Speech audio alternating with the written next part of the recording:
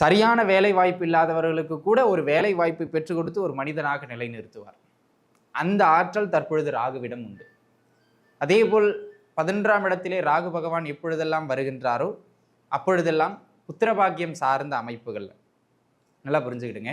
குழந்தை பாக்கியம் இல்லை அல்லது குழந்தை பாக்கியம் இல்லாமல் நான் மெடிக்கல் பார்த்துக்கிட்டு இருக்கேன் அப்படின்னு யாரெல்லாம் சொல்லி தவிச்சுக்கிட்டு இருக்கீங்களோ அவங்களுக்கெல்லாம் அந்த வாரிசினை ஏற்படுத்தி கொடுக்கக்கூடிய ஒரு அற்புதமான அமைப்பு ராகு பகவானிடம் உண்டு. சரி, எங்க கவனமா இருக்கணுங்க?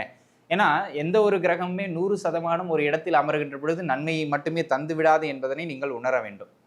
11லே அமர்ந்தாலும் கூட. சரி, அப்போ அவர் எங்கு நன்மை என்ன தீமையை தருவார் அப்படிங்கிறத நீங்க இப்போ புரிஞ்சுக்கிடணும். அன்பு நண்பர்களே, இந்த காலகட்டம் உங்கள் உடன் பிறப்புகளோடு குறிப்பா உங்களை விட மூத்தவங்க இருக்காங்க அப்படின்னு சொன்னா அவர்களோடு சில கருத்து வேறுபாடுகளை ஏற்படுத்தும் அல்லது சொத்து பிரச்சனைகளை ஏற்படுத்தும் இந்த ராகு பகவான். அப்ப என்ன பண்ணணும்? உடன் இருப்பவர்களுக்கு அவங்க உங்களை ஏமாத்தினாங்கன்னா கண்டிப்பா ஃபைட் பண்ணணும், அதுல மாற்றம் இல்லை. ஆனா நீங்க அவங்களை ஏமாத்தாம இருந்துக்கிட வேணும் அப்படிங்கிறதுலையும் விட்டு கொடுத்து போய்க்கணும் அப்படிங்கிறதுலையும் நீங்க கவனம் செலுத்தணும். இந்த பதிவுல நம்ம என்ன பார்க்க இருக்கோம் அப்படின்னு கேட்டீங்கன்னா, வருகின்ற மே மாதம் 18ஆம் நாளன்று ராகு பகவான் பெயர இருக்கிறார். அது உங்களுக்கு தெரியும். 1.5 வருடங்களுக்கு ஒரு முறை பயிற்சி ஆவது தாங்க இந்த ராகு கேதுக்கள். அதில் இப்போ நம்ம குறிப்பாக முழுக்க ராகுவை பற்றி தான் பார்க்க போகிறோம். ஏன்னா ராகு மிக பலவான். நவ கிரகங்களில் சனியை காட்டிலும் பலமிக்க ஒரு கிரகம்னா அது ராகு பகவான். நீங்கள் கேள்விப்பட்டிருப்பீங்க, ராகுவை போல் கொடுப்பார் இல்லை, ராகுவை போய் கெடுப்பார் இல்லை அப்படின்னு. தூக்குனார்னா உச்சந்தான் டாப், இறக்குனார்னா அகல பாதாளம். அந்த மாதிரியான ஒரு கிரகம் யார் அப்படின்னு கேட்டிங்கன்னா ராகு பகவான். இந்த ராகு பகவான் வருகின்ற மே 18ஆம் தேதி தற்பொழுது இருக்கின்ற மீன ராசியிலிருந்து நகர்வு பெற்று, ஏன்னா இவர் பின்னோக்கி நகருகிற கிரகங்க, சரிங்களா? அப்போ கும்ப ராசிக்குள்ளாக அவர் நுழைய இருக்கின்றார். எப்பவுமே இந்த ராகு பகவான் தான் கர்மாவோடு தொடர்பு கொண்ட ஒரு மிக முக்கியமான கிரகம். ஏன்னா நம்ம கர்ம காரகம்னு சனியை சொல்றோம்ங்க, ஆனா கர்மா அதிகமா உருவாக்குகிற கிரகம் இவர் தான். சரி, இந்த ராகு கேது பெயர்ச்சியில் அடுத்த 1.5 வருடங்களுக்கு கும்ப ராசியில் அமருகின்ற இந்த ராகு பகவான் உங்களுக்கு என்ன விஷயங்கள்ல நன்மையை தருவார், என்ன விஷயங்கள்ல கொஞ்சம் தடுமாற்றங்களை தருவார், அவர் உங்களுக்கு உங்களுடைய ஜென்ம ராசிக்கு இந்த இடத்தில் அமருகின்ற பொழுது எந்த இடங்கள்ல உங்களுடைய மன எண்ணங்களை அதிகமாக தூண்டி கர்மாவில் சிக்க விடுவார், அங்க நீங்க என்ன பண்ணக்கூடாது, அதுதான் இப்ப பார்க்க இருக்கும். மேச ராசி அன்பர்களை பொறுத்த மட்டிலும் உங்களுடைய ஜென்ம ராசிக்கு 11ஆம் இடத்திலே ராகு வருகிறார். 11ஆம் இடத்திற்கு ராகு வருவது அப்படிங்கிறதுங்க 18 வருடங்களுக்கு ஒரு முறை வருகின்ற 1.5 ஆண்டு காலகட்ட பொற்காலம்.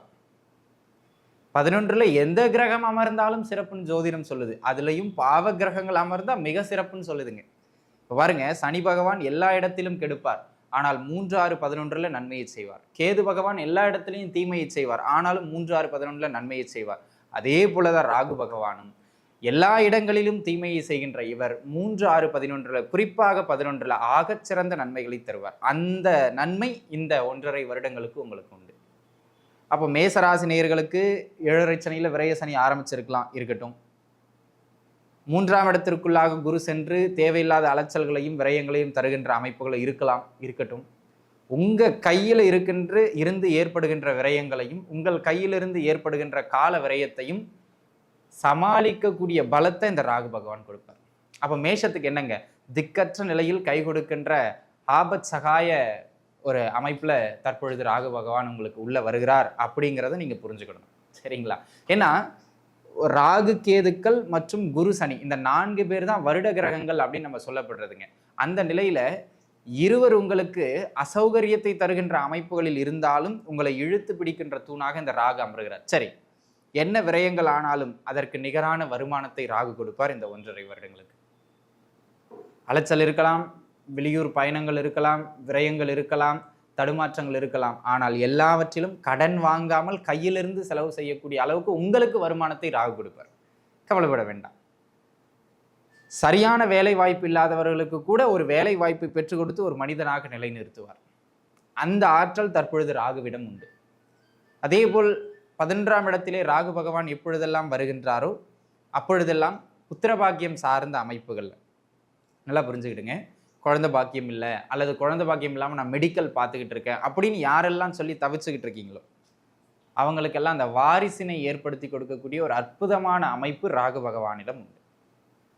நல்லா புரிஞ்சுக்கிடுங்க அன்பர்களே. கோச்சாரம் அப்படிங்கிறது 10% ஆனாலும் கூட அதில் சர்வ வல்லமை பெற்றவராக விளங்குகின்ற அந்த ராகு பகவான் உங்களுடைய கடன் தொந்தரவுகளை கடகடகடகடவென குறைப்பார்.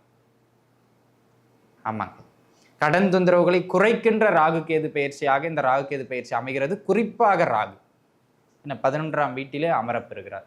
இது ஒரு ஆகச்சிறந்த நிலைப்பாடு நண்பர்களே.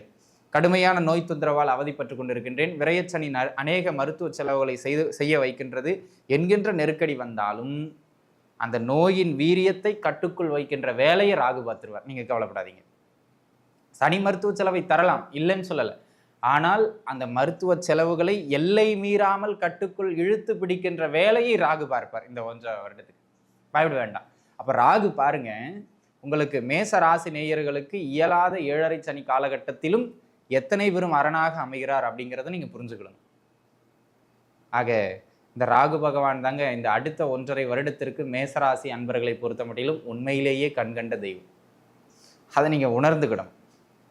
சரிங்களா? அதே போல் அன்பு நண்பர்களே, சரி எங்க கவனமா இருக்கணுங்க.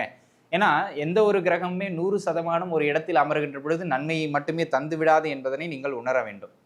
11லே அமர்ந்தாலும் கூட. சரி, அப்போ அவர் எங்கு நன்மை என்ன தீமையை தருவார் அப்படிங்கிறத நீங்க இப்போ புரிஞ்சுக்கிடணும். அன்பு நண்பர்களே, இந்த காலகட்டம் உங்கள் உடன் பிறப்புகளோடு, குறிப்பா உங்களை விட மூத்தவங்க இருக்காங்க அப்படின்னு சொன்னா அவர்களோடு சில கருத்து வேறுபாடுகளை ஏற்படுத்தும் அல்லது சொத்து பிரச்சனைகளை ஏற்படுத்தும் இந்த ராகு பகவான். அப்ப என்ன பண்ணணும்? உடன் இருப்பவர்களுக்கு அவங்க உங்களை ஏமாத்தினாங்கன்னா கண்டிப்பா ஃபைட் பண்ணணும், அதுல மாற்றம் இல்லை. ஆனா நீங்க அவங்களை ஏமாத்தாம இருந்துக்கிட வேணும் அப்படிங்கிறதுலையும், விட்டு கொடுத்து போய்க்கணும் அப்படிங்கிறதுலையும் நீங்க கவனம் செலுத்தணும்.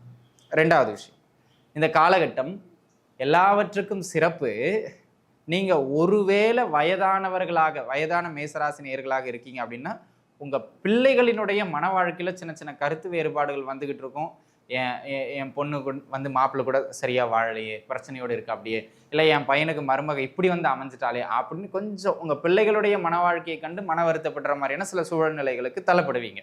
இந்த 2 விஷயத்துல மட்டும்தான் மேசராசினியர்களுக்கு ராகு பகவான் ஜஸ்ட் கொஞ்சம் சின்னதா தொந்தரவு பண்ணுவார். அதனால ஒன்றும் பெரிதா பயந்துக்கிட வேண்டிய அவசியம் கிடையாது. சரிங்களா? மற்ற அனைத்து அமைப்புகளுமே நல்லா இருக்கு. சரி, இந்த மேச ராசியில உங்களுக்கு 11ஆம் வீட்டிற்கு வருகின்ற இந்த ராகு பகவான் எங்கு உங்களுக்கு கர்மாவை அதிகப்படுத்துகிற அமைப்புல இருக்காருன்னா ஆசைகளையும் அபிலாஷைகளையும் குறிக்கின்ற பாவகம் 11. நல்லா புரிஞ்சுக்கிடுங்க. சிலர் வந்து பார்த்தீங்கன்னா கஷ்டப்படும் போது நல்லவனா இருப்பான், அப்படி மேலே வரும்போது அப்படி தலை தூக்கிடும். என்னதுங்க? நான் அப்படிங்கிறது. அதுல சில தீமைகளை செய்ய ஆரம்பிச்சிருவாங்க. இந்த மாதிரி ராகு 11ஆம் வீட்டில் இருக்கும்போதுங்க அந்த தன் பலத்தை கொண்டு எல்லாவற்றையும் செய்ய முடியும் அப்படிங்கிற அந்த ஒரு இருமாப்பு அல்லது ஆணவம், அந்த எண்ணத்தை தூக்கி கொடுத்துருவார் 11ல் ராகு வரும்போது. அப்போ அதனால் நீங்கள் சில காரியங்களை செய்யும்போது கர்மால மாட்டிக்கிடுவீங்க. அப்போ நீங்கள் என்ன வேணா செய்யுங்க, அந்த நாணை தூக்க விடாமல் பார்த்துக்கிட்டீங்க அப்படின்னா ரொம்ப சிறப்பு. அகங்காரம் மேலோங்காமல் இருக்கணும் அடுத்த 1.5 வருடங்களுக்கு. அப்படி ஓங்காம இருந்துருச்சுன்னா உங்களுடைய கர்மா ஓங்காது அப்படிங்கிறத மனசுல வச்சுக்கிறீங்க. ஆக அனைத்து மேசராசி அன்பர்களும் நன்றாக இருப்பீர்கள். வாழ்க வளமுடன். நன்றி.